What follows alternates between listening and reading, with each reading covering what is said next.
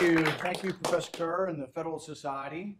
There's always some danger to a physician talking to a bunch of lawyers, particularly if I try to tread on your turf and tell you something about what you think you may already know more about than I do, which is very possible. But I'm also interested in provoking people a little bit to think. And so the introduction by the Federalist Society says the Federalist Society, we're for judicial restraint.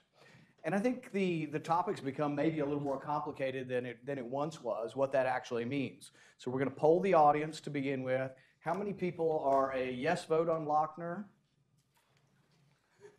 All right. How many are a no vote on Lochner? How many just are indifferent because you don't remember what the hell? Anyway, it sort of split a little bit. I thought it may be more overwhelming than it has been. But I think it's actually been a debate a little bit in the National Federalist Society, sort of the idea of Lochner and the idea of judicial restraint back and forth, what that actually means. And I think in interesting ways, it maybe divides conservatives a little bit from libertarians and lawyers a little bit from non-lawyers. So if you were to take Mike Lee, Ted Cruz, and myself, you say, they're pretty conservative, they're pretty far out there on the right wing. But you ask them about Lochner, and we actually disagree, because I'm a yes on Lochner, and they're both no's on Lochner. Because they're a little bit more in the camp of absolutely, we just shouldn't interfere, with the states. We should sort of presume the right of them to act on their own, and judges shouldn't be legislators, et cetera. It also gets back to this fundamental question of what the presumption should be. And I think this is an important philosophical discussion. Should we presume constitutionality, or should we presume liberty? And Randy Barnett's talked about this some, others have talked about this some, but just the question of what the presumption is. And you say, well, it doesn't really mean much, right? Who cares whether it's constitutionality or liberty? What does that actually mean? Well, it becomes a big deal in some cases. So with Lochner, and you're talking about extended hours for bakers, should you sort of presume that it's constitutional unless it's flagrantly not? Is there any kind of presumption of a right to contract? Was there a due process argument? So the court decides 5-4 that there is a due process argument that people do have the right to contract with their employer. Contracts have sort of gone out the window since then. You're really not allowed to contract. You're only allowed to contract under certain things that the courts or the governments have said you can as far as your contracts go. But I think it separates libertarians a little bit from conservatives on Lochner. And you say, well, we're Federalists, we're for judicial restraint. Well, if you're a yes in Lochner, is that really restraint, or is that activism? Or as Randy Barnett calls it, judicial engagement. If you plod along to one of the next cases, which has a little bit of a relation to Kentucky, is Buchanan versus Worley. Worley was a Republican, African-American in Louisville, and he challenged a segregation. It was a housing ordinance that said that a black person can't sell to a white person or vice versa. And it gets struck down unanimously, but interestingly, and for those of us who don't necessarily like Oliver Wendell Holmes that much, he had a dissent. He was going to vote no, even on a segregation case, because he so firmly believed that states ought to, the progressive idea, the states were doing progressive things. He was going to leave the states alone, and he was so firmly for judicial restraint. Well, you get to the 1930s, and you have all the cases in the early 30s, and you have the four horsemen, the conservatives, and how are they all voting on the case, on all the cases? Well, they seem to be voting actively to overturn the stuff the federal government's trying to do. So in some ways, you could argue the court of the early 1930s, before FDR finally gets his way and packs it, is sort of a judicially active court. And if you're someone for limited government, I was kind of with the four horsemen. I was with the people trying to overturn big government in the 1930s. You go on to Brown versus the board. We won't ask for a show of hands, but there's not too many people probably who are a no on Brown versus the board. But Brown versus the board, you could also argue, is a bit of judicial activism. But most of us would accept that there is a role for the court in that, and that there was a 14th Amendment issue. You get to Griswold. Does everybody know what Griswold is? So we'll poll the audience again. How many people are a yes in Griswold? How many are a no in Griswold?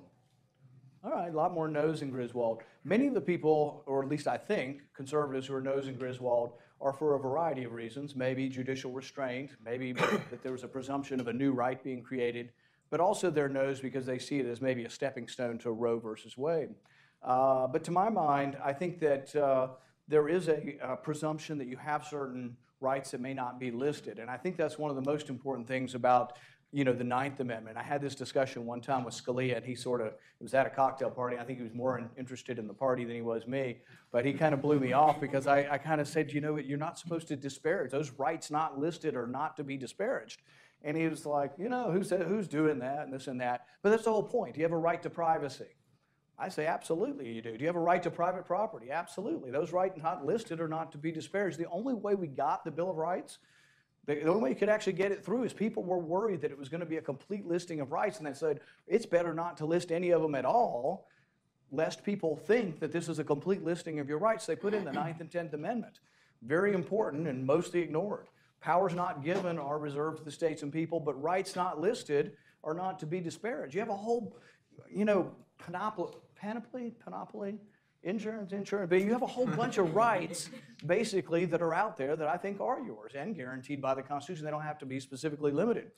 This becomes important when you get to the Fourth Amendment, too.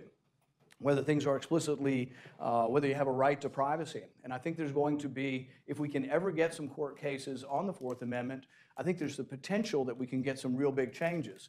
There are people on the left and the right that seem to be in favor of some of these changes. Sotomayor and others have said that the digital era has sort of changed things. And when you think about it, you think about, the Constitution and the Fourth Amendment and the way it was written was so awesome, but it still does sort of apply today. Back then it was papers, and people didn't want to come to your house because that was your privacy, that was your papers. Now if I ask any of you, which would you rather me do? Have the password to your phone or come in your house and look at your papers? You'd probably rather let me come in your house, to tell you the truth. You probably may not want either one, which is what you should argue for, but the interesting thing is your phone is such a powerful tool that's so full of information that the government should have no right to look at your phone. One of the things that's coming up in legislation that we're going to fight is on Section 702, which has to do with how we gather information from foreigners, supposedly foreigners. But one of the things we've learned in the last couple of months and that I've challenged former Secretary Kelly, who's now the White House Chief of Staff on, is whether or not when you return to your country, you should have to divulge your password. They're actually literally detaining people at the border and saying, basically denying entry or promising you detention if you do not give up your password. I really think they ought to have a warrant for that. And I also think that there may be a distinction, and this is a little bit more of a detailed argument, there may be a distinction whether you're a citizen or non-citizen. In the country, the Constitution usually refers to person, so we're all sort of included under it. When you're coming into the country, I kind of tend to think you don't have necessarily all the rights of those who live in the country. But if you're a green card holder or a citizen and you're coming back to your country, I don't think you should be denied entry in your country simply if you won't give up your password.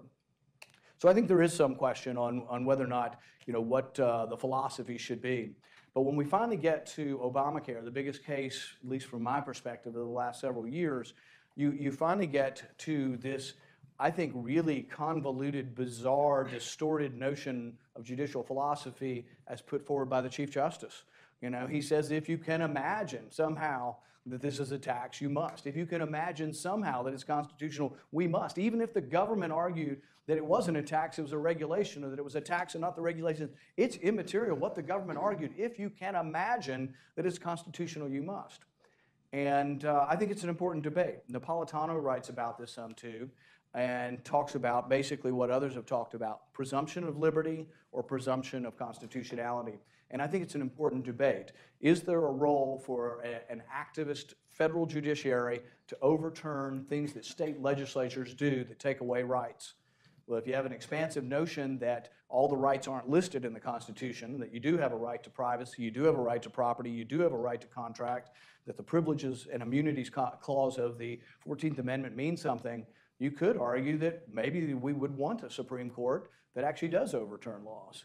I think we went, and feel free to correct me if I'm wrong on this, I think we went from like the 1930s all the way to the 1990s without ever sort of having any limits on the Interstate Commerce Clause. We basically said you could do anything you want, and then I think there was somebody helped me, what was the case in the 90s? There was a case in the early 90s where we started, Lopez maybe? But we started doing some of it, and that was with Scalia and other conservatives coming together and saying that we're going to it. But we went a long time, and government grew by leaps and bounds. And I think sometimes particularly the idea that we don't want justices to be legislators, it sounds really good, and we want justices somehow to be voting on a higher plane, and I know people even get offended by the idea that they're voting on the cases, but that's really what we're having. And I think everybody says, oh, I'm going to obey judicial restraint, I'm going to obey precedent. until you get the lifetime appointment, then you can do what you want. And it's become sort of a, I guess a way of, it's sort of an art form as far as how you get through the Senate confirmation. You have to say absolutely nothing. And you have to say absolutely, I will follow the rule of the law and precedent. And then when you're on there, then you can do whatever the hell you want. But I think it's an important debate to have. With that, that's my lecture on judicial restraint. And we will make America great again.